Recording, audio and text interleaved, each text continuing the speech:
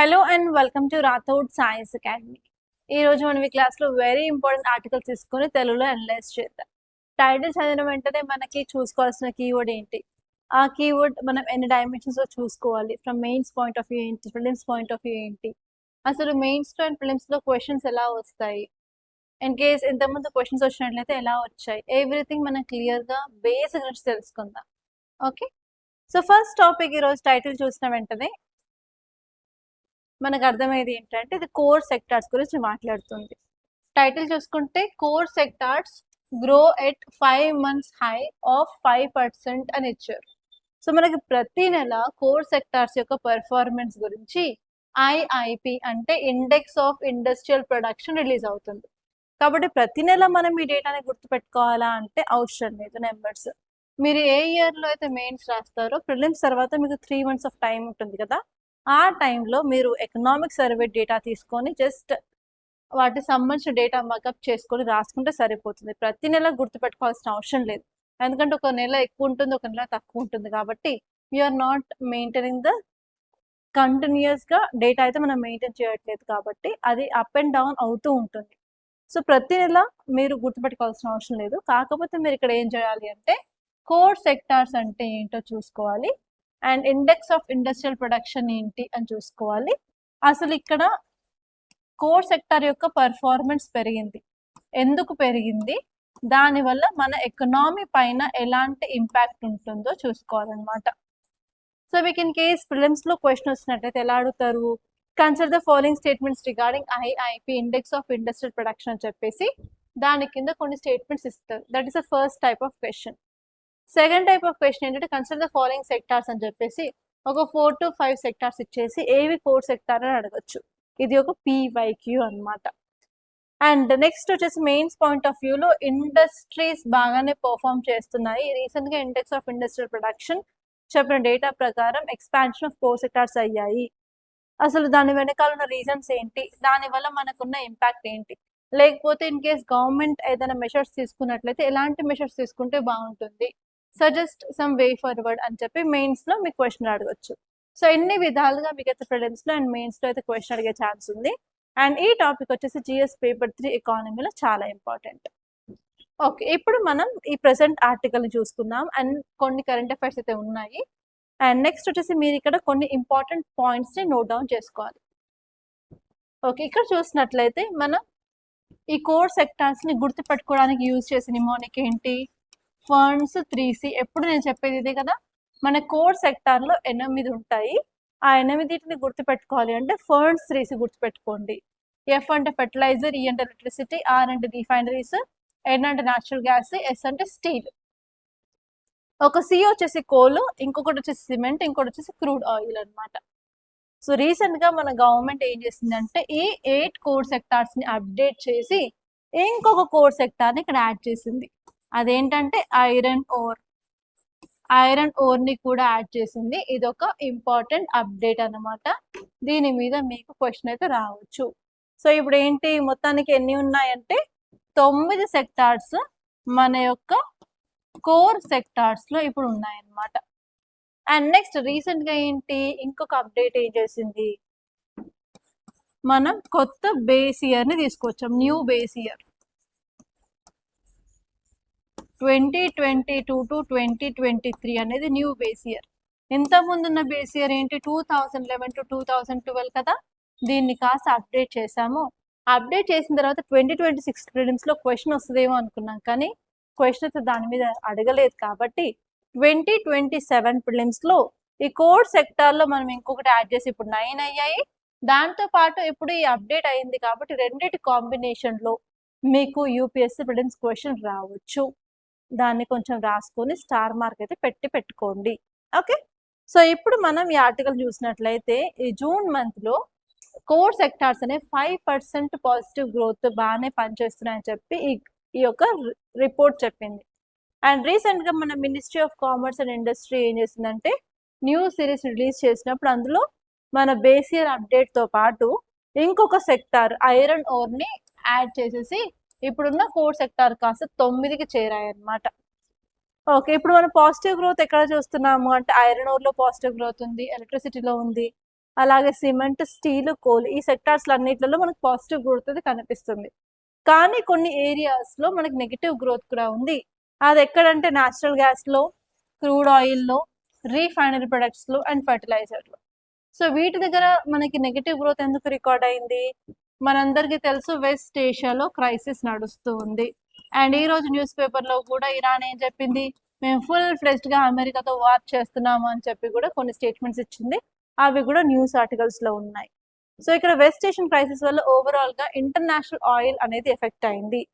దానివల్ల మనకి natural gas, crude oil and refineries అయితే ఎఫెక్ట్ అయ్యాయి. దాంతో పాటు ఈ వెస్ట్ ఏషియన్ క్రైసిస్ వల్ల స్ట్రైట్ ఆఫ్ హార్మూస్ని క్లోజ్ చేసింది కదా. ఈ స్ట్రైట్ ఆఫ్ హార్మూస్ని క్లోజ్ చేయడం వల్ల ఆ రూట్ నుంచి వచ్చే ఈ ఫర్టిలైజర్ కూడా ఆన్ టైం మనకు రావట్లేదు. కాబట్టి ఈ ఫర్టిలైజర్ సెక్టార్ ఇన్ ఇండియా కూడా ఎఫెక్ట్ అయిందనమాట. సో ఈ ఏరియాస్లో మనకి నెగిటివ్ గ్రోత్ అనేది అయ్యింది. సో ఓవరాల్గా మనకి ఇప్పుడు ఈ యొక్క core sectors 5% positive growth record అయ్యాయి. కాబట్టి మన ఎకనామీ పైన ఎలాంటి ఇంపాక్ట్ ఉంటుందో చూసుకోవాలి. ఫస్ట్ వచ్చేసి ఓవరాల్గా ఇండస్ట్రీ మంచి పేస్లోనే వెళ్తుంది అని తెలుస్తుంది. అండ్ దాంతోపాటు సిమెంట్ అండ్ ఎలక్ట్రిసిటీ యొక్క అవుట్పుట్ అనేది బాగుంది. అంటే కన్స్ట్రక్షన్ ఇన్ఫ్రాస్ట్రక్చర్ యాక్టివిటీస్ మన కంట్రీలో బాగానే వెళ్తున్నాయని తెలుస్తుంది. అండ్ దాంతోపాటు ఓవరాల్గా డొమెస్టిక్ డిమాండ్ కూడా బాగానే ఉంది అని తెలుస్తుంది. అండ్ ఈవెన్ ఇండియాలో ఇన్ఫ్రాస్ట్రక్చర్ లెడ్ గ్రోత్ అవుతుంది. That is one of the important pillar of economic stability అని కూడా మనం ఇంపాక్ట్స్తో రాసుకోవచ్చు. అండ్ నెక్స్ట్ ఆర్టికల్ ఇక్కడ చూడండి, టైటిల్ ఏం చెప్పారు, monsoon session off to A stormy start amid opposition protest. మనకు తెలుసు ప్రతి సంవత్సరం మన పార్లమెంట్లో 3 సెషన్స్ ఉంటాయి. ఫస్ట్ వచ్చేసి బడ్జెట్ సెషన్, సెకండ్ వచ్చేసి మాన్సూన్ సెషన్, థర్డ్ వచ్చేసి వింటర్ సెషన్. ఇప్పుడు మనకి మాన్సూన్ సెషన్ అనేది స్టార్ట్ అయింది. ఎప్పుడు స్టార్ట్ అవుతుంది? నార్మల్గా మనకి జూలై మంత్లో స్టార్ట్ అవుతుంది అనమాట. అండ్ ఈసారి ప్లాన్ చేసిన మాన్సూన్ సెషన్లో 19 సిట్టింగ్స్ని ప్లాన్ చేశారు. ఓకే, ఇప్పుడు ఏమైంది అంటే మనకి సెషన్స్లో ఏం జరుగుతాయి, మన members of parliament, Lok Sabha members అయితే లోక్సభ, రాజ్యసభ మెంబర్స్ అయితే రాజ్యసభ దగ్గరికి వెళ్ళి వాళ్ళు ఎవ్రీడే క్వశ్చన్ అవర్స్ స్టార్ట్ చేస్తారు 1 అవర్. దాంతో 0 అవర్ ఉంటుంది. తర్వాత ఏమైనా ఇంపార్టెంట్ బిల్స్ పాస్ చేసేది ఏమైనా ఉంటే డిబేట్స్, డిస్కషన్స్, తర్వాత ఓటింగ్ అవన్నీ నడుస్తూ ఉంటాయి. That is a business of house అనమాట. సో ఇప్పుడు ఏమైందంటే మన అపోజిషన్ పార్టీ మెంబర్స్ వాళ్ళు స్లోగన్స్ని రేస్ చేస్తూ వాళ్ళు ప్రొటెస్ట్ అయితే చేస్తున్నారు. వాళ్ళు తీసుకున్న ఇంపార్టెంట్ థీమ్స్ ఏంటి అంటే మనకు తెలుసు రీసెంట్గా నీట్ పేపర్ లీక్ అయింది అని చెప్పి. నీట్ పేపర్ లీక్ అయింది, ఎగ్జామ్ని క్యాన్సిల్ చేశారు, మళ్ళీ ఎగ్జామినేషన్ పెట్టారు. అండ్ రీసెంట్గా 2-3 రోజుల క్రితం అయితే ఆ రిజల్ట్స్ కూడా ఎగ్జామినేషన్ రిజల్ట్స్ కూడా రిలీజ్ చేయడం జరిగింది.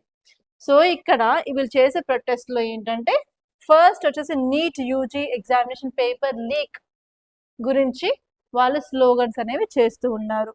అండ్ దాంతో వాళ్ళు ఆ స్లోగన్స్ రేస్ చేసుకుంటూ ఇప్పుడు యూనియన్ ఎడ్యుకేషన్ మినిస్టర్ ఎవరైనా ఉన్నారో అతన్ని రిజైన్ చేయమని వాళ్ళు అలిగేషన్స్ అయితే చేస్తున్నారు, ఆ స్లోగన్స్ అయితే చేస్తున్నారు. అండ్ నెక్స్ట్ వచ్చేసి రామ్ టెంపుల్ అయోధ్యలో ఉంది కదా, దాన్ని కట్టడానికి చాలా మంది చందాన్ని వసూలు చేశారు. ఆ చందా కూడా కొంత కరప్షన్ అయింది, కొంతమంది ఆ చందాన్ని కూడా తినేశారని చెప్పి చందా చోరీ అని చెప్పి వాళ్ళు మళ్ళీ స్లోగన్స్ని రేస్ చేశారు. This is second issue.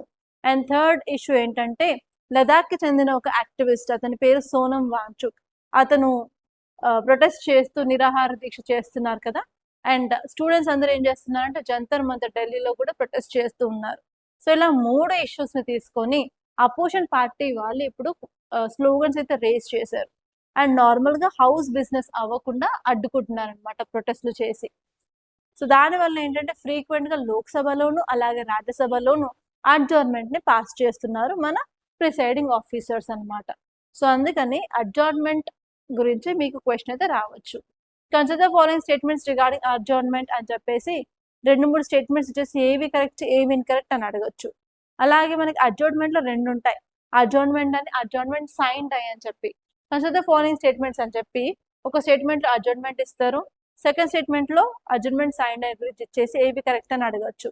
అలా 2 కాన్సెప్ట్స్ గురించి క్వశ్చన్స్ స్టేట్మెంట్స్లో ఇచ్చినప్పుడు ఫ్లిప్ ఫ్లాప్ చేస్తారు. అంటే అడ్జర్న్మెంట్ సైన్డ్ కి సంబంధించిన ఇన్ఫర్మేషన్ అడ్జర్న్మెంట్కి అటాచ్ చేస్తారు, లేకపోతే అడ్జర్న్మెంట్ సంబంధించిన స్టేట్మెంట్ అడ్జర్న్మెంట్ సైన్డ్ అయినతో ఫ్లిప్ ఫ్లాప్ చేసేసి స్టేట్మెంట్స్ తప్పుగా ఫ్రేమ్ అనేది చేస్తారనమాట.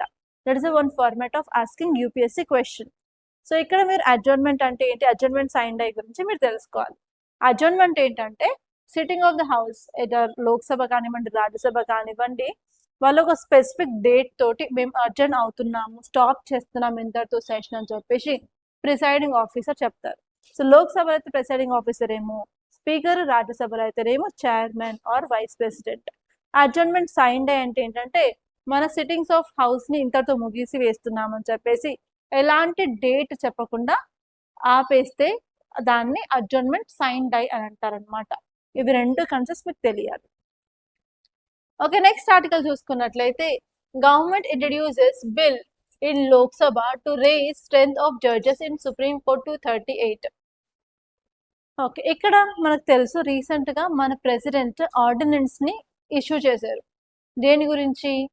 జడ్జెస్ ఆఫ్ సుప్రీం కోర్ట్ ని ఇంక్రీజ్ చేయాలి అని చెప్పి. ఇంతకుముందు ఎంతమంది ఉండేవారు, ఇంక్లూడింగ్ సిజే 34 మంది ఉండేవారు. ఇప్పుడు అది కాస్త 38కి పెంచడం జరిగింది అనమాట, సిజేఐతో కలిపి. సిజేఐ లేకుండా అయితే ఇంతకుముందు 33 మంది జడ్జెస్ ఉండేవారు, వాళ్ళని 37కి ఇంక్రీజ్ చేయాలి అని చెప్పి ఈ యొక్క ఆర్డినెన్స్ ఇష్యూ చేశారు. సో ఆర్డినెన్స్ ఇష్యూ చేసిన తర్వాత ఏమవుతుంది, పార్లమెంట్ సెషన్లోకి వచ్చినప్పుడు అదే ఆర్డినెన్స్ బిల్ని మళ్ళీ పాస్ చేయాల్సి ఉంటుంది. పాస్ చేయలేదు అంటే మళ్ళీ డై అయిపోతుంది, చనిపోవడం జరుగుతుంది కదా. సో అలా మనం ఇక్కడ ఆర్డినెన్స్ అంటే ఏంటో చూసుకోవాలి, అండ్ ఇక్కడ number of judges of supreme court గురించి కూడా చూసుకోవాలి. దాని మీద కూడా మీకు క్వశ్చన్ అయితే వచ్చే ఛాన్స్ ఉంది. ఓకే, క్లియర్గా. సో ఇప్పుడు మనం ఈ టాపిక్ ని చూసుకున్నట్లయితే మన ప్రెసిడెంట్ తీసుకొచ్చిన ఆర్డినెన్స్ పేరేంటి, supreme court number of judges amendment ordinance 2026. ఇదేంటంటే సుప్రీం కోర్ట్ యొక్క జడ్జెస్ ని ఇంక్రీజ్ చేస్తుంది, 34 నుంచి 38 ఇంక్రీజ్ చేయాలని చెప్పి ఈ ఆర్డినెన్స్ ని పాస్ చేశారు. సో ఇక్కడ మీరు తెలుసుకోవాల్సింది ఏంటంటే ఆర్డినెన్స్ కి సంబంధించిన ఆర్టికల్స్ అన్నమాట. సో ఆర్డినెన్స్ కి సంబంధించిన ఆర్టికల్స్ ఏంటి, ఆర్టికల్ 123 నేమో ప్రెసిడెంట్ ఆఫ్ ఇండియాకి ఇచ్చిన పవర్, అలాగే గవర్నర్ కి కూడా ఈ యొక్క పవర్ ఉంటుంది, అది article 213 of Indian constitution. A bill అయినా సరే యాక్ట్ అవ్వాలి అంటే ఫర్ షూర్ ఫస్ట్ హౌస్ లో ప్లేస్ చేస్తారు. ఫస్ట్ హౌస్ లో డిబేట్స్, డిస్కషన్స్ అండ్ ఓటింగ్ అయిన తర్వాత సెకండ్ హౌస్ లో పెడతారు. అక్కడ కూడా డిబేట్స్, డిస్కషన్స్ అండ్ ఓటింగ్ అవుతుంది. దాని తర్వాత 2 హౌస్ లో పాస్ అయిన తర్వాత ప్రెసిడెంట్ ముందు పెడతారు. ప్రెసిడెంట్ అసెంట్ ఇచ్చిన తర్వాతనే ఆ బిల్ అనేది యాక్ట్ గా మారుతుంది. సో ఈ ప్రాసెస్ లో ఇన్ కేస్ 2 హౌసెస్ సెషన్స్ లో లేనప్పుడు, ఆర్ ఎల్స్ ఓన్లీ ఒక్క హౌస్ సెషన్ లో ఉంది, ఇంకొక హౌస్ సెషన్ లో లేనప్పుడు ఈ యొక్క ఆర్డినెన్స్ పవర్ ని ప్రెసిడెంట్ కానీ గవర్నర్ కానీ యూజ్ చేసుకొని వాళ్ళు బిల్ ని పాస్ చేయొచ్చు. ఓకే, సో ఇక్కడ మనం చూసుకున్నట్లయితే ఇప్పుడు ఈ supreme court number of judges amendment bill 2026 ఇప్పుడు లోక్సభలో ప్రవేశపెట్టారనమాట. సో ఇక్కడ మనం చూసుకోవాల్సింది ఏంటంటే సుప్రీం కోర్ట్ స్ట్రెంత్ గురించి మన కాన్స్టిట్యూషన్ లో ఏముందో, ఏ ఆర్టికల్ రాస్తుందో చూసుకోవాలి. Article 124 sub class 1 of Indian constitution supreme court యొక్క స్ట్రెంత్ గురించి చెప్తుంది. ఆ ఆర్టికల్ ఏం చెప్తారు అంటే సుప్రీం కోర్ట్ యొక్క జడ్జెస్ ని ఇంక్రీజ్ చేయాలన్నా తగ్గించాలన్న స్ట్రెంత్ గురించి ఎవరికి పవర్ ఉంది అని చూసుకున్నట్లయితే పార్లమెంట్ కి పవర్ ఉంటుంది అని చెప్పింది అనమాట. ఇనీషియల్ గా మనం కాన్స్టిట్యూషన్ తీసుకొచ్చినప్పుడు మన ఒరిజినల్ కాన్స్టిట్యూషన్ లో స్పెసిఫైడ్ స్ట్రెంత్ ఎంత అంటే 7 జడ్జెస్ మాత్రమే ఉండేవారు. దాని తర్వాత స్లోగా మనం సుప్రీం కోర్ట్ యొక్క జడ్జెస్ ని ఇంక్రీజ్ చేసుకుంటూ వచ్చాము. రీసెంట్ గా 2019 లో 34 జడ్జెస్ కి ఇంక్రీజ్ చేశాము. దానికంటే ముందు 2009 లో 31 జడ్జెస్ కి ఇంక్రీజ్ చేయడం జరిగింది అనమాట. ఓకే, అండ్ దాంతో పాటు ఆర్డినెన్స్ గురించి మీరు లక్ష్మీకాంత్ చదువుతున్నట్లయితే క్లియర్ ఒకసారి చదువుకోండి. అండ్ ఈసారి మీరు స్టార్ మార్క్ పెట్టుకోవాల్సిన టాపిక్ ఏంటి అంటే ఆర్డినెన్స్ ఒకటి ఫ్రమ్ పాలిటీ, అండ్ నెక్స్ట్ వచ్చి సుప్రీం కోర్ట్ జడ్జెస్ యొక్క అపాయింట్మెంట్ ప్రాసెస్ కానివ్వండి, వాళ్ళ ఎలిజిబిలిటీ కానివ్వండి, రిమూవల్ ప్రాసెస్ కానివ్వండి, అండ్ దాంతో పాటు యాక్టింగ్ జడ్జెస్, అడ్హాక్ జడ్జెస్, ప్రతి ఒక్క పాయింట్ మీరు సుప్రీం కోర్ట్ జడ్జెస్ గురించి తెలుసుకోవాలి. దాని మీద క్వశ్చన్ ఛాన్స్ 99% ఉంది ఈసారి. ఓకే, నెక్స్ట్ ఆర్టికల్ చూసినట్లయితే మన టైటిల్ ఏం చెప్తుంది, India approves first dengue vaccine for persons age 4 to 60. Okay, అసలు రీసెంట్ గా డెంగ్యూ వ్యాక్సిన్స్ గురించి న్యూస్ లో అయితే ఉన్నాయన్నమాట. అసలు న్యూస్ లో ఎందుకు ఉంది డెంగ్యూ వ్యాక్సిన్ గురించి అంటే రీసెంట్ గా బ్రెజిల్లో కూడా సిమిలర్ గా ఇండియా తయారు చేసిన డెంగ్యూ వ్యాక్సిన్ లాంటిది వాళ్ళు తయారు చేసి వాళ్ళు కూడా పీపుల్ కి ఇవ్వడం స్టార్ట్ చేశారు. అప్పుడు ఏమైంది అంటే చాలా డెత్స్ అలాగే అడ్వర్స్ డ్రగ్ రియాక్షన్స్ బ్రెజిల్లో జరిగాయి. సో అప్పుడు ఎలాంటి క్వశ్చన్స్ రేజ్ చేశారు అంటే ఇండియాలో కూడా సేమ్ సిమిలర్ కైండ్ ఆఫ్ వ్యాక్సినే ఉంది డెంగ్యూకి, వాళ్ళు కూడా ట్రయల్ స్టేజ్లో ఉన్నారు. ఇన్ కేస్ ఇండియా కూడా ఇలాంటి వ్యాక్సిన్స్ రిలీజ్ చేసినట్లయితే మళ్ళీ పీపుల్ యొక్క లైఫ్ లాస్ అవుతుందా లేదా, ఇది డేంజరా కాదా అని చెప్పి డిబేట్స్లో నడిచాయి. అండ్ దీని గురించి మనం మన క్లాసెస్లో కూడా ఐ థింక్ 10 to 15 days ఎగో మనం చదువుకున్నాం. సో ఇప్పుడు ఫైనల్గా ఏమైందంటే DCGI drug controller general of India ఫైనల్గా ఇండియన్ మేడ్ డెంగ్యూ వ్యాక్సిన్కి అయితే అప్రూవల్ ఇచ్చిందనమాట. సో దాని మీద మీకు క్వశ్చన్ రావచ్చు. బికాస్ COVID-19 నుంచి కూడా COVID-19 తర్వాత నుంచి చాలా సార్లు క్వశ్చన్ అనేది యూపీఎస్సీ ప్రిలిమ్స్లో వ్యాక్సిన్స్ గురించి అడిగారు. కాబట్టి ఫర్ షూర్ మీకైతే ఈ యొక్క వ్యాక్సిన్ గురించి తెలుసుకోవాలి. అండ్ రీసెంట్గా ఎబోలా అవుట్ బ్రేక్ అయితే న్యూస్లో ఉంది. ఎబోలాకు సంబంధించి ఎలాంటి వ్యాక్సిన్ లేదు కాబట్టి మనం ఆర్గనైజ్ చేయాల్సిన కొన్ని మీటింగ్స్ కూడా లేట్ అవ్వడం జరిగాయి. ఎస్పెషల్లీ ఇంటర్నేషనల్ సమ్మిట్స్ కూడా డిలే చేయడం జరిగింది. కాబట్టి ఫర్ షూర్ ఈసారి వ్యాక్సిన్స్ మీద క్వశ్చన్ రావచ్చు. ఎందుకు వ్యాక్సిన్స్ మీద క్వశ్చన్ పర్టికులర్గా వస్తుందని చెప్పి ఇంకొక ఎవిడెన్స్తో నేను ఎందుకు చెప్తున్నాను అంటే, మనకి రోటావాక్ అనే వ్యాక్సిన్ ఉంటుంది. అదేంటంటే చిన్న పిల్లలకి ఇస్తారు. అది జస్ట్ నోట్లో ఒక ప్యాకెట్ ఓపెన్ చేసేసి పిల్లలకి లిక్విడ్ లాగా పోస్తూ ఉంటారనమాట. అది 2 dosesలో ఇస్తారు పిల్లలకి. అదేంటంటే డయేరియా నుంచి పిల్లల్ని కాపాడుతుంది. సో రీసెంట్గా రిపోర్ట్ ఏంటంటే ఆ రోటావాక్ డయేరియా వ్యాక్సిన్ వల్ల చాలా మంది పిల్లల జీవితాలు కాపాడాము, it is one successful vaccine అని చెప్పి కొన్ని ఆర్టికల్స్ వచ్చాయి. అండ్ దాంతోపాటు సర్వైవాక్ అని సర్వైకల్ క్యాన్సర్ సంబంధించిన వ్యాక్సిన్ని కూడా గవర్నమెంట్ ఇమ్యునైజేషన్ ప్రోగ్రామ్లో యాడ్ చేయాలని చెప్పి డిమాండ్ చేశారు అండ్ యాడ్ చేశారు. అండ్ ఈవెన్ ఇప్పుడు గవర్నమెంట్ హాస్పిటల్స్లో కూడా 9 నుంచి 13 years ఆడపిల్లలకి వ్యాక్సిన్ అనేది ప్రొవైడ్ చేస్తున్నారు విత్ ఫ్రీ ఆఫ్ కాస్ట్. అదొకటి. అండ్ ఇప్పుడు డెంగ్యూ వ్యాక్సిన్ న్యూస్లో ఉంది. దాంతోపాటు మలేరియాకి సంబంధించిన వ్యాక్సిన్ లాస్ట్ ఇయర్ రీసెంట్గా గవర్నమెంట్ లాంచ్ చేసింది. దాని పేరంటే అడ్ఫాల్సీ వ్యాక్స్ అనమాట. అండ్ ఇప్పుడు డెంగ్యూ సంబంధించిన వ్యాక్సిన్ కాబట్టి for sure vaccine based question అయితే అడగచ్చు. ఎలాంటి క్వశ్చన్ అయినా కూడా అడగచ్చు. లైక్ టైప్స్ ఆఫ్ వ్యాక్సిన్స్ గురించి అయినా అడగచ్చు, ఈ వ్యాక్సిన్స్ పేర్లు ఇచ్చేసి మ్యాథ్స్ ఫాలోయింగ్ కింద అడగచ్చు, లేకపోతే only this dengue related vaccine గురించి కూడా అడగచ్చు. బట్ బీ కేర్ఫుల్, ఈసారి వ్యాక్సిన్స్ గురించి క్వశ్చన్ కంపల్సరీ ఉంటుంది మీ ఎగ్జామినేషన్లో. సో ఇప్పుడు దీని గురించి కొన్ని ఫ్యాక్ట్స్ మీరు రాసుకోవాలి. అదేంటంటే ఈ వ్యాక్సిన్ పేరు ఏంటంటే క్యూడెంగా. దీని పేరేంటి? క్యూడెంగా. అండ్ నెక్స్ట్ వచ్చేసి ఇది ఇండియా యొక్క ఫస్ట్ డెంగ్యూ రిలేటెడ్ వ్యాక్సిన్ అనమాట. అండ్ నెక్స్ట్ వచ్చేసి ఎవరికి ఇస్తారు అంటే 4 సంవత్సరాల నుంచి 60 సంవత్సరాల వాళ్ళకి ఇవ్వడం జరుగుతుంది. అండ్ ఇది live attenuated vaccine. Live attenuated ఏంటంటే డెంగ్యూ నార్మల్గా ఎలా వస్తుంది, దోమకాటుతో వస్తుంది. కాజిటింగ్ ఆర్గానిజం వచ్చేసి డెంగ్యూ వైరస్.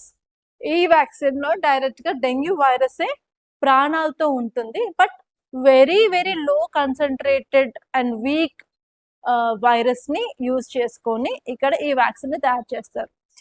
అంటే ఈ వ్యాక్సిన్ తీసుకున్న తర్వాత మన బాడీలోకి బతికున్న డెంగ్యూ వైరస్ అయితే వెళ్తుంది.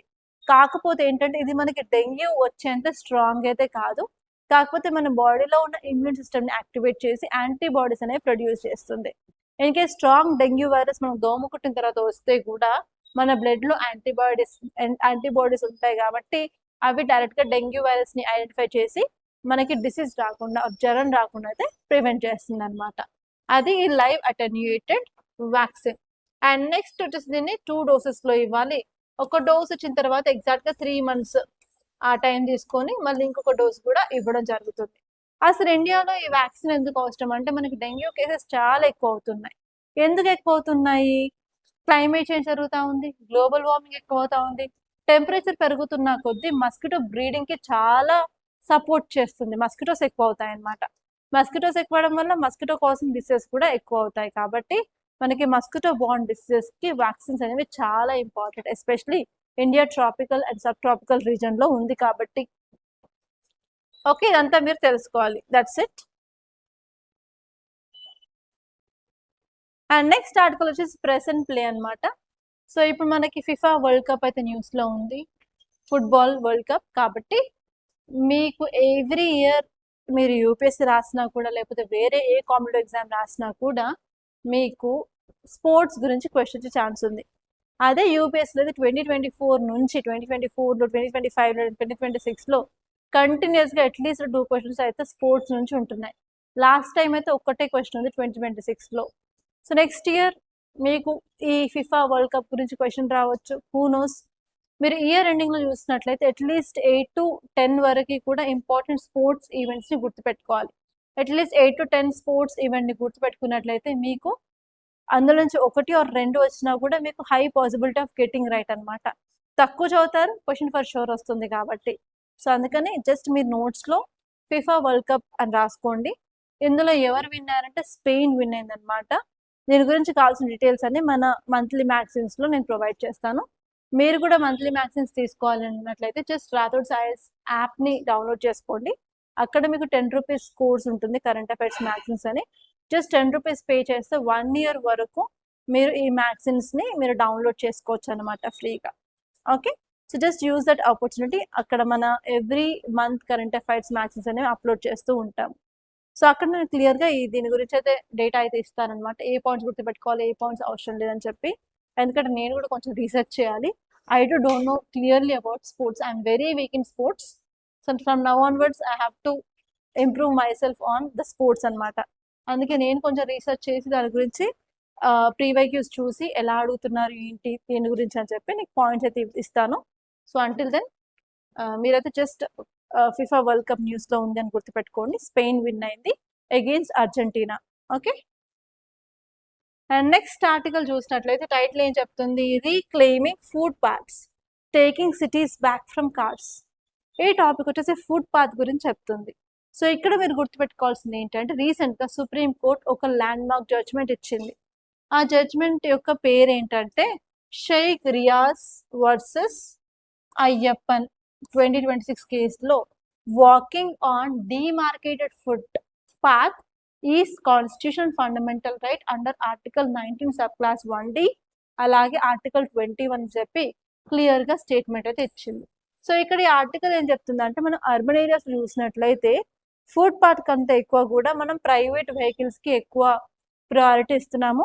నెంబర్ ఆఫ్ వెహికల్స్ అనేవి రోడ్ పైన ఎక్కువ అవ్వడం వల్ల రోడ్ వైడనింగ్ మీద ఫోకస్ చేస్తున్నాము, మనం బ్రిడ్జెస్ అంటున్నాము, కానీ ఫుడ్ పాత్స్ మీద అసలు ఫోకస్ చేయట్లేదు. కానీ ఫుడ్ పాత్ మీద ఫోకస్ చేస్తే మనకు చాలా అడ్వాంటేజెస్ ఉంటాయని చెప్పి ఈ ఆర్టికల్ చెప్తుంది. సో దాని గురించి మనం క్లియర్గా చూద్దాం. సో ఇక్కడ ఆర్టికల్ ఏం చెప్తుంది క్లియర్గా అంటే ఇండియన్ సిటీస్లో మనం ఎక్కువ వెహికల్స్కి మనం ప్రయారిటీ అనేది ఇస్తున్నాము, కానీ పెడెస్ట్రియన్స్ అంటే ఎవరైతే కాలినడక నడుస్తారో వాళ్ళని పెడెస్ట్రియన్స్ అంటారు. ఆ పెడెస్ట్రియన్స్ని మనం ఇగ్నోర్ చేస్తూ ఉన్నాము కాబట్టి మనం ఫుడ్ పాత్స్ని పట్టించుకోవట్లేదు. కాబట్టి ఫుడ్ పాత్స్ ఉన్న దగ్గర ఏమవుతుంది, అవి సరిగ్గా మెయింటైన్ చేయలేక అండ్ కొన్నిసార్లు ఫుడ్ పాత్ దగ్గర కూడా మనం బండి చూస్తూ ఉంటాం, బండ్లు పెట్టుకొని సమ్ పండ్లు కానీ సమ్ పానీపూరి బండ్లు కానీ అవన్నీ చూస్తూ ఉంటాం. దాంతోపాటు ఈ మధ్య కాలంలో నేను నా కళ్ళతో నాకు ఎక్స్పీరియన్స్ అయింది ఏంటంటే ఫుడ్ పాత్ పక్కనే ఉంటుంది, పక్కనే వెహికల్స్ వెళ్తూ ఉంటాయి, ట్రాఫిక్ ఎక్కువ ఉందని చెప్పి ఆ బండి లేపు ఫుట్ పాత్ మీద పెట్టేసి ఫుట్ పాత్ మీద లైక్ బండి నడుపుకుంటూ వెళ్ళే సీన్స్ నేను చాలా ఎక్స్పీరియన్స్ చేశాను అనమాట. సో అలా ఉండడం వల్ల ఏమవుతుంది, మనం ఫుట్ పాత్ని కూడా ఆక్యుపై చేసుకుంటున్నాము. అలా ఆక్యుపై చేసుకోవడం వల్ల ఎవరైనా నడుచుకుంటూ వెళ్ళాలంటే వాళ్ళ పరిస్థితి ఏంటి, వాళ్ళకి ప్రాపర్గా సేఫ్టీ ప్రొవైడ్ చేయగలుగుతామా, లేదు. దానివల్లే వాళ్ళకి ఎక్కువ యాక్సిడెంట్స్ కూడా అవుతున్నాయి అన్నమాట. సో అలా కాకుండా అండ్ ఇంకొకసారి ఏంటంటే మనం రోడ్ కన్స్ట్రక్షన్ ఏమైనా అవుతుందంటే ఆ కన్స్ట్రక్షన్ డెబ్రిస్ అంతా ఫుట్ పాత్ మీదే ఉంటుంది. దాంతోపాటు ఫుట్ పాత్లు కొన్ని ఏరియాస్లో డంపింగ్ సైట్లు కూడా మారుతున్నాయి అన్నమాట. సో అలా ఉండడం వల్ల we are taking away the right of the people to walk on that footpath. అది రైట్ కాదు అని చెప్పి ఆర్టికల్ చెప్తుంది అనమాట. సో అందుకే సుప్రీం కోర్ట్ కూడా రీసెంట్గా జడ్జ్మెంట్ ఇచ్చింది ఏంటి, right to walk on demarcated foot path is a fundamental right under article 21 and under article 19(1) sub clause D అని చెప్పేసి. అసలు ఎందుకు ఫుట్ పాత్ ఇంపార్టెంట్ అని చూసుకున్నట్లయితే డేటా మన అర్బన్ ఏరియాస్లో మనం ట్రావెల్ చేస్తూ ఉంటాం కదా, అర్బన్ ట్రిప్స్లో చాలా వరకు అరౌండ్ 35% ఆఫ్ ట్రిప్స్ అనేవి 3 kilometers లోపలే ఉంటుంది. సో ఈవెన్ అశోక్ నగర్లో చూసుకోండి, మీ హాస్టల్ ఎక్కడ ఉంటుంది, ఇన్స్టిట్యూట్ ఎక్కడ ఉంటుంది, మీ ఫుడ్ మెస్ ఎక్కడ ఉంటుంది, సో మీ ఫ్రెండ్స్ని కలవాలంటే ఎక్కడికి వెళ్తున్నారు. So always you'll try to walk కదా. సో ఇట్లా వాక్ చేసినప్పుడు ప్రాపర్గా సేఫ్టీ అండ్ సెక్యూరిటీ లేకపోతే మీరు బయటకు వస్తారా, రాలేరు. అండ్ ఈవెన్ 50% ఆఫ్ ట్రిప్స్ అనేవి 5 kilometers కంటే లోపలే ఉంటాయి అని చెప్పి చాలా రిపోర్ట్స్ అయితే చెప్తున్నారు. That is world bank data ఇవ్వడం జరిగింది. అండ్ నెక్స్ట్ వచ్చేసి మనం వెల్ ఎస్టాబ్లిష్డ్ ఫుట్ పాత్ అనేది మనం బిల్డ్ చేసినట్లయితే it is cost effective. 1 kilometre of footpath ని కట్టడానికి జస్ట్ 10 lakhs రూపీస్ అవుతుంది.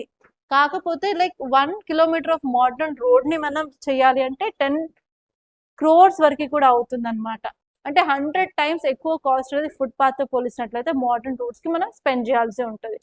సో అందుకని ఏమంటున్నారు అంటే ఫుట్పాత్ ని డెవలప్ చేయండి. దానివల్ల మనం బుక్ చేసుకునే ర్యాపిడోలో ఆర్ ఊబర్లో బైకులు చాలాసార్లు బుక్ చేసుకుంటాము, ఆటోస్ బుక్ చేసుకుంటాము. సో వాటిని తగ్గించవచ్చు. ఈవెన్ ప్రైవేట్ వెహికల్స్ యొక్క మూవ్మెంట్ కూడా మనం రోడ్ మీద తగ్గించవచ్చు. దానివల్ల మనం పబ్లిక్ సిస్టమ్ కూడా మనం ప్రమోట్ చేయొచ్చు, ఎయిర్ క్వాలిటీని ప్రమోట్ చేయొచ్చు. అలాగే ఎన్వైరన్మెంట్ పొల్యూషన్ తగ్గుతుంది అండ్ రోడ్ మీద కూడా 0 కార్బన్ అవుతుంది అన్నట్టు కూడా చెప్పారు. సో బెనిఫిట్స్ వచ్చేసి ట్రాఫిక్ ని కంట్రోల్ చేయొచ్చు, మన ఎకనామీని కూడా బూస్ట్ చేయొచ్చు. అండ్ నెక్స్ట్ వచ్చేసి హెల్త్ అండ్ ఎన్వైరన్మెంట్ రెండు హ్యాండ్ బై హ్యాండ్ వెళ్తూ ఉంటాయి. అండ్ ఈక్విటీ అండ్ సేఫ్టీని కూడా మనం ప్రమోట్ చేయొచ్చు. అలాగే మనం ఫుడ్ పాత్స్ మెయింటైన్ చేసినట్లయితే ఆ ఏరియాలో మనం 4-5 కలిసి మాట్లాడుకుంటూ వాకింగ్ చేసుకుంటూ ఉంటారు, ఫిజికల్ ఎక్సర్సైజ్ అవుతుంది. దానివల్ల నాన్ కమ్యూనికబుల్ డిసీజెస్ అనేది మనం డిక్రీజ్ చేయవచ్చు. సో ఈ పాయింట్స్ అన్ని కూడా ఇక్కడ చెప్పడం జరిగింది అనమాట.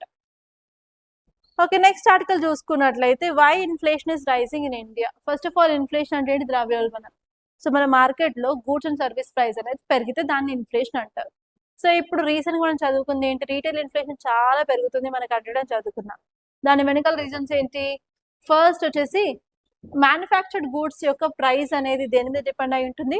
రా మెటీరియల్ మీద డిపెండ్ అవుతుంది. సో రా మెటీరియల్ కాస్ట్ పెరిగితే ఆబ్వియస్గా ప్రైస్ ఆఫ్ దట్ గూడ్ అనేది పెరుగుతుంది. అండ్ దాంతో పాటు మనం వేరే కంట్రీ నుంచి ఇంపోర్ట్ చేస్తున్నాం అనుకోండి, ఆ ఇంపోర్ట్లో సప్లై చైన్స్ అనేవి క్లియర్గా ఉన్నట్లయితే టైంకి మనకి కావాల్సిన వస్తువులు వస్తున్నాయంటే టైంకి ప్రొడక్షన్ అవుతుంది. దానివల్ల మనం డిమాండ్ సప్లై అనేది మెయింటైన్ చేయొచ్చు. ఇన్ కేస్ సప్లై చైన్ సరిగా లేక ఏదైనా కంట్రీ బ్లాక్ చేసింది అనుకోండి, దానివల్ల ఏమవుతుంది? మనకు కావాల్సిన గూడ్స్ అనేవి టైంకి రావు, దానివల్ల ప్రొడక్షన్ టైంకి అవ్వదు. అట్లాంటప్పుడు demand and supply miss match అనేది అవుతుంది అనమాట. సో రీసెంట్గా మనం చూసుకున్నట్లయితే చైనా ఏం చేస్తుంది? ఎక్స్పోర్ట్ ఆఫ్ హీలియంని స్టాప్ చేసింది. దానివల్ల ఇప్పుడు semi conductor industries and this helium మీద డిపెండ్ అయిన ఇండస్ట్రీస్ అన్ని కూడా ఎఫెక్ట్ అయ్యే ఛాన్స్ ఉంటాయి. అండ్ నెక్స్ట్ వచ్చేసి higher global crude oil prices. మనకు తెలుసు వెస్ట్ ఏషియన్ క్రైసిస్ వల్ల క్రూడ్ ఆయిల్ ప్రైసెస్ అనేవి విపరీతంగా పెరిగాయి. దానివల్ల ట్రాన్స్పోర్టేషన్ కాస్ట్ పెరిగింది. దాన్నే ట్రాన్స్పోర్ట్ ఇన్ఫ్లేషన్ అంటున్నాం. దాంతోపాటు ఏమైంది? ఓవరాల్గా గూడ్స్ అండ్ సర్వీసెస్ కాస్ట్ అనేది పెరిగింది. అండ్ నెక్స్ట్ ఇంపార్టెంట్ పాయింట్ ఏంటంటే ఫుడ్ ఇన్ఫ్లేషన్ ఎందుకు పెరిగిందంటే మాన్సూన్ అనేది మనకి ఇన్అడిక్వేట్గా ఉంది. ఈసారి ఎల్ నీనో ఉంది కాబట్టి తక్కువ అమౌంట్ ఆఫ్ రెయిన్ఫాల్ వల్ల తక్కువ అమౌంట్ ఆఫ్ అగ్రికల్చర్ ప్రొడక్టివిటీ. దానివల్ల again supply of food grains అనేది మార్కెట్లో తగ్గిపోతుంది. దానివల్ల కూడా ఇన్ఫ్లేషన్ అనేది క్రియేట్ అవుతుంది అనమాట. ఈ 3 ఇంపార్టెంట్ పాయింట్స్ అనేవి ఇక్కడ ఈ ఆర్టికల్లో చెప్పారు. అంతకుమించి ఏం లేదు, ఆల్రెడీ మనకి తెలిసిన టాపికే, కొత్తదైతే కాదు. ఓకే, ఇప్పుడు మనం ప్రిలిమ్స్ ప్రాక్టీస్ క్వశ్చన్స్ చూద్దాం. సో ఫస్ట్ వచ్చేసి ఇన్ఫ్లేషన్ గురించి అనమాట. ఫస్ట్ పాయింట్ వచ్చేసి RBI is responsible for maintaining price stability. Second వచ్చేసి monetary policy committee fixes the inflation target every year. Third వచ్చేసి CPI is a nominal anchor for India's inflation targeting framework. ఈ 3 స్టేట్మెంట్స్లో ఏవి correct ఏవి incorrect చూసుకొని answer అయితే కింద కమెంట్లో చెప్పండి. అండ్ నెక్స్ట్ వచ్చేసి consider the following statements regarding ordinance making power. First వచ్చేసి president can promulgate an ordinance only when the both houses of parliament are not in session. Next వచ్చేసి an ordinance has the same force and effect as an act of parliament. Third వచ్చేసి an ordinance must be approved by parliament within 6 weeks of its reassembly. So ఈ 3 స్టేట్మెంట్స్లో కూడా ఏ statement కరెక్టో కింద comment చెప్పండి. Compulsory answer అయితే post చేయండి. At least మీకు try చేస్తేనే వస్తుంది అనమాట ప్రిలిమ్స్ సాల్వ్ చేసే టెక్నిక్స్ కానీ టిప్స్ కానీ. And that's all guys. By this I'm concluding. మన దగ్గర అయితే ఆంథ్రోపాలజీ ఆప్షనల్ August 3rd నుంచి అయితే స్టార్ట్ అవుతుంది. మన దగ్గర కోర్స్ అనేది బోత్ ఆన్లైన్లో అండ్ ఆఫ్లైన్లో అవైలబుల్గా ఉంది. So if you want to know more details please to contact us on this number 8074765553. Anthropology అయితే పేపర్ 1 అండ్ పేపర్ 2 నేనే డీల్ చేస్తాను. అండ్ మన క్లాస్ టైమింగ్స్ వచ్చేసి ఓన్లీ ఈవినింగ్ టైమింగ్స్ ఉంటాయి. ఎవ్రీడే 2 hours ఆఫ్ క్లాస్ ఉంటుంది. దాంతోపాటు everyday answer writing practice and weekly test అయితే ఉంటుంది. అండ్ మీకు కావాల్సిన మెటీరియల్స్ ఎవ్రీథింగ్ నేనే ప్రొవైడ్ చేస్తాను. అండ్ ఈచ్ అండ్ ఎవ్రీ క్లాస్లో మీకు వీడియోస్, ఇమేజెస్ అవన్నీ చూపిస్తూ కాన్సెప్ట్ని క్లియర్గా బేస్ నుంచి అడ్వాన్స్ లెవెల్ వరకు I will try to explain and you will understand the class for sure. And దాంతోపాటు క్లాస్లోనే ప్రతి ఒక్కటి కూడా గుర్తుంచుకునే విధంగా క్లాస్ స్టార్ట్ అయిన వెంటనే 10 minutes ఎక్స్ప్లెనేషన్ పార్ట్ ఉంటుంది ముందు క్లాస్ది. దాని తర్వాత లాస్ట్ 10 minutes కూడా ఆ క్లాస్లో ఏం చెప్పుకున్నాం దట్ రీక్యాప్ అనేది ఉంటుంది అనమాట. సో దట్ మీ క్లాస్లో ఎవ్రీథింగ్ గుర్తుండేలాగా ఉంటుంది. So try to join this course, don't get late అనమాట. And already admissions are going on, try to book your seat as soon as possible. That's all guys, by this I'm concluding. మీకు కనుక ఈ video నచ్చినట్లయితే like చేయండి, అలాగే share చేయండి. And ఇంతవరకు మన ఛానల్ సబ్స్క్రైబ్ చేసుకోకపోయినట్లయితే please to subscribe guys. And ఈ ఛానల్ ద్వారా we are providing lots of current affairs అనమాట. And they are like only examination oriented point of view. And I wish you all the best. Thank you so much.